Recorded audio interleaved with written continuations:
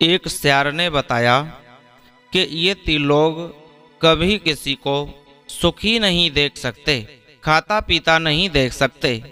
नमस्कार, जय श्री राधे, जय श्री कृष्णा। दोस्तों, आज की वीडियो में, आज के इस प्रसंग में हम जानेंगे कि किस तरह से एक इंसान दूसरे इंसान से जलता है। सामने वाले इंसान को वो सुखी नहीं देखना चाहता है। आपसे निवेदन है, इस वीडियो को आप शुरू से लेकर अंत तक अवश्य ही देखना, ताकि जो भी वीडियो में छुपी हुई जानकारी है वो आपको प्राप्त हो सके। दुनिया में ऐसे भी लोग बहुत हैं जो दूसरों को सुख से जीता नहीं देख सकते। अक्सर कुछ लोगों का स्वभाव होता है कि अगर स्वयं को खाने को ना मिले तो उसे दूसरे को भी खाने नहीं देते। कहते हैं कि बिल्ली खाएगी नहीं तो लुढ़का तो देगी ही। कुछ लोग बिल्ली के स्वभाव के भी हुआ करते हैं, जो न खुद खाते हैं और न ही दूसरों को खाने देते हैं, क्योंकि लोग दूसरों के सुख सम्मान से बहुत ज़्यादा दुख करते हैं। रात दिन यही प्रार्थना करते हैं कि हे परमात्मा, हमारी झोंपड़ी की झोंपड़ी रह गई, पड़ोसी का तिमंजला मकान बन गया है। भगवान, एक दिन ऐसी आंधी आए, चाहे संग में हमारी झोंपड़ी भले ही उड़ जाए, पर उसका यह बहुमंजिल मकान जरूर गिर जाए। दोस्तों, यानी स्वयं तरक्की नहीं कर सकते तो दूसरे की भी तरक्की को नहीं देख सकते। अपने दुखों से दुखी नहीं हैं, दूसरे के सुख से बहुत ज़्यादा दुखी हैं। जिस तरह केकड़े एक दूसरे की टांग पकड़ करके पीछे खींचते रहते हैं, उसी तरह आज का ये आदमी को खींचता है। आज की कहानी भी हमारी इसी विषय पर है। बस आपसे निवेदन है कि आप इस वीडियो को अंत तक अवश्य ही देख लेना। आइए वीडियो शुरू करते हैं। किसी जंगल में एक सियार रहता था। वो सियार बड़ा ही नटखट था। एक दिन एक शिकारी ने जाल बिछाया तो वही सियार आकर उसमें फंस गया। अब तो जाल में फंसते ही सियार बहुत घबराया। वो जाल से निकलने के लिए छटपटाने लगा। बहुत प्रयास करने के बाद भी वो जाल से निकलने में कामयाब नहीं हुआ। सुबह जब शिकारी अपने जाल के पास में आया तो एक सियार को जाल में फंसा देकर के बड़ा प्रसन्न होता है। शिकारी सियार को मारने के लिए आगे आता है तो सियार रो रो करके शिकारी से प्रार्थना करने लगा कि हे भाई, मेरे प्राण लेकर के तुम्हारा क्या फायदा होगा, तुम्हें क्या मिलेगा? अगर तुम मुझे जीवित छोड़ दोगे तो मैं जीवन भर तुम्हारा एहसान नहीं भूलूंगा, उपकार मानूंगा। शिकारी उस दिन सियार की शिकार करने के मूड में नहीं था। वह किसी मृग का शिकार करना चाहता था। सियार के ज़्यादा रोने गिड़गिड़ाने पर शिकारी ने उसे आज़ाद करने की बात स्वीकार कर ली। दोस्तों, शिकारी बोला, देख भाई सियार, मैं तुझे छोड़ तो दूंगा, पर बदले में मैं तेरी पूंछ काट लूंगा। पूंछ काटने की बात सुनकर के सियार बहुत ज़्यादा उदास हो गया। सोचने लगा, कोई बात नहीं, विद्वान लोगों ने कहा है कि जहाँ बहुत का नुकसान होता हो वहाँ थोड़े का नुकसान सहकर बहुत की रक्षा करनी चाहिए।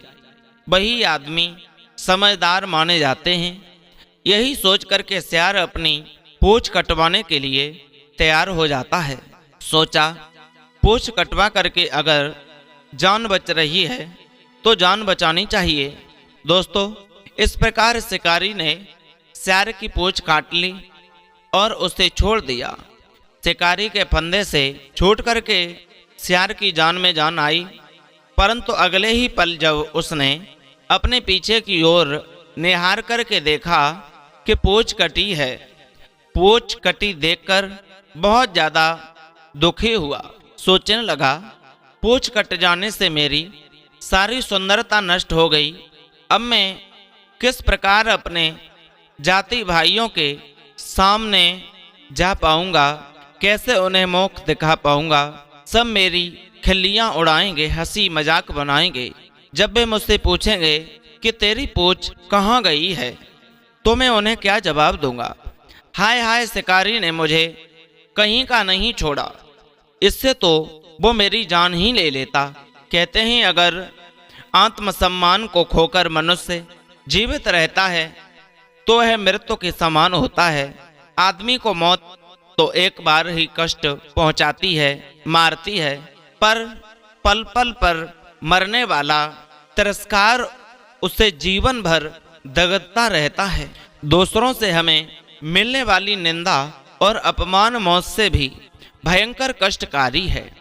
काफी सोचने के बाद सियार के समझ में एक युक्ति आई कि अगर मेरे सभी जाते भाई बंधु मेरी तरह पूंछ कटे हो जाएं, तो फिर कोई किसी की हंसी नहीं उड़ा पाएगा, क्योंकि उसकी सुंदरता नष्ट हो जाएगी और वे मेरी ही समान हो जाएंगे। फिर मैं सबके बीच शान से सर उठा कर के जी सकूंगा, क्योंकि लोग एक दूसरे की हंसी तभी उड़ाते हैं जब उनमें औरों की अपेक्षा कुछ विशेषता होती है और उस विशेषता का उन्हें अभिमान होता है। सियार ने क्या किया, वो जंगल में एक जगह बैठकर और आवाज करने लगा। उसकी आवाज सुनकर के जंगल के सारे सियार उसके साथ साथ हुआ करने लगे और दौड़ते हुए उसके पास जाकर के खड़े हो गए। पूंछ कटे सियार ने देखा कि पूरे जंगल के सियार उसके पास आ चुके हैं। दोस्तों, तो वह अपने सभी भाई बंधुओं को डांटते फटकारने लगा, कहने लगा, अरे भाइयों, तुम सब पूरे गवार के गवार ही रहोगे। तुम सबकी वजह से सारे जंगल में जानवर हम पर हंसते हैं। सारे सियार बोले, भाई ऐसा हमने क्या कर दिया, कुछ साफ साफ कहो, हमें बताओ। तब पूंछ कटा सियार बोला, देखो भाई, जमाना कहां से कहां पहुंच गया है। तुम उसी जमाने में जी रहे हो। आजकल जो जमाने के हिसाब से बदल कर नहीं चलता वो कभी अपना उत्थान नहीं कर सकता। प्रकृति भी समय के साथ स्वयं को बदलती रहती है। कुछ पूंछ कटे सियार की बातें उन सब के समझ में नहीं आ रही थी। कहने लगे, भाई तुम कहना क्या चाहते हो। तब उस सियार ने अपनी कटी हुई पूंछ सबको दिखाई। कहा, क्या आप बता सकते हो कि मेरी पूंछ कहाँ चली गई। सारे सियार एकदम से चौंक कर बोले, अरे आपकी तो पूंछ है ही नहीं, अब आप ही बताइए कि आपकी पूंछ कहाँ चली गई। तब पूंछ कटा सियार बोला, अरे भाइयों, मैंने अपनी पूंछ स्वयं कटवा कर बहा दी, जानते हो क्यों। दरअसल बात यह थी कि हमारी पूंछ व्यर्थ की बोझ की तरह हमारे पीछे लटकती रहती थी। उससे हमारा कोई काम तो पड़ता नहीं था, उल्टा वह हमारी सुंदरता को भी नष्ट कर रही थी। मनुष्य को देखिए, वह कभी अपनी पूंछ नहीं रखता, वह अपनी पूंछ को काटता रहता है और मनुष्य पूंछ वालों की बहुत हंसी भी उड़ाता है। पूंछ ना रखने से ही आदमी इतना सुंदर दिखता है, और तो और वो अपने सर बालों को भी कटाता रहता है, क्योंकि वह जानता है कि सुंदरता पूंछ और बाल काटने से ही बढ़ती है। पूंछ वाले और बालों वाले गवार माने जाते हैं। मनुष्य दिन दोगुना तरक्की कर रहा है, इसका भी कारण उसकी पूंछ का ना होना ही है। यही सोच करके मैंने भी अपनी पूंछ कटवा करके फेंक दी है। विश्वास मानिए, जब से मैंने पूंछ काटी है तब से मैं बहुत सुंदर दिखता हूँ और किसी तरह की कोई परेशानी भी नहीं होती है। इसलिए आप लोग भी सब अपनी पूंछ काट करके फेंक दीजिए, क्योंकि व्यर्थ के बोझ को ढोते रहते हो, हमें सामने वाले की नज़रों में गवार बनाती है। ऐसी पूंछ हमें नहीं चाहिए। आप लोग भी अपनी पूंछ काट करके मेरी तरह सुंदर बन जाइए। देखो, अगर सारे जानवर मेरी कितनी इज्जत करते हैं।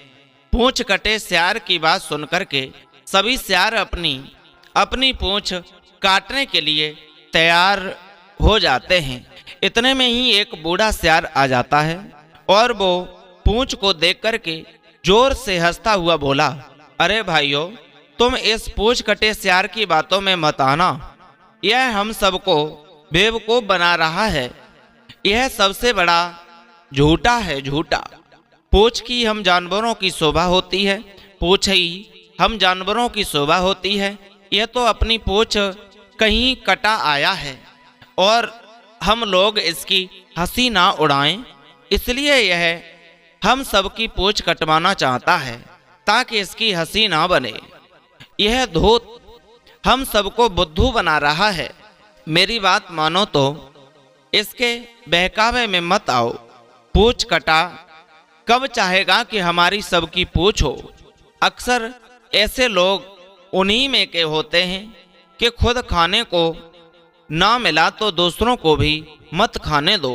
संसार में हमें इन 3 लोगों की बातों में नहीं आना चाहिए। नंबर 1, ईर्ष्या रखने वाले की। नंबर 2, धूर्त और मतलबी की। नंबर 3, पूंछ कटे सियार की तरह जिसे अपनी निंदा का भय हो। यह 3 कभी आपको सही सुझाव नहीं देंगे। ऐसे लोग आपको नीचा गिराने की सलाह देगा। यह आपको आगे बढ़ता नहीं देख सकता। धूर्त और मतलबी यह हमेशा अपना उल्लू सीधा करने में ही लगे रहते हैं। आपके पास आते हैं जब तक इनका मतलब नहीं हो। यह किसी को सुझाव नहीं देते।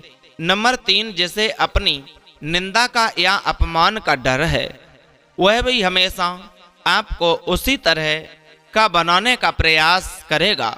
बूढ़े सियार ने लाल लाल आंखें दिखाते हुए पूंछ कटे को खूब फटकारा। उसके सामने पूंछ कटे सियार की एक नहीं चली और वह वहां से चला बना। जो अपने लिए पूरे समुदाय को संकट में डालना चाहे, वह कभी किसी का हितैषी नहीं हो सकता। इन 4 लोगों से संबंध हितकारी नहीं होती। नंबर 1, नीच पुरुष से अधिक जान पहचान। नंबर 2, दूसरों के घरों में अधिकतर आना जाना। नंबर 3, अपनी जाति के समुदाय में विरोध करने वाले। नंबर 4, सामान की हानि करने वाले। दोस्तों, उम्मीद है ये वीडियो आपको जरूर पसंद आई होगी। आप समझ गए होंगे कि जिस तरह सियार जैसे लोग होते हैं जो कि पूंछ कटा सियार सारी अपनी समुदाय का अपने ही जैसा बुरा कराना चाहता था, ऐसे ही कुछ लोग हुआ करते हैं। अपने भले के खातिर दूसरों का बुरा करने के लिए बिल्कुल भी नहीं संकोचते, तुरंत ही करने की कोशिश कर बैठते हैं। इनसे सचेत रहें, सावधान रहें। उम्मीद है ये वीडियो जरूर पसंद आई होगी। अच्छी लगी तो चैनल सब्सक्राइब करें, लाइक शेयर कमेंट करना न भूलें। फिर मिलते हैं ऐसे ही नए इंटरेस्टिंग टॉपिक के साथ, मोटिवेट करने वाली कहानी के साथ। तब तक के लिए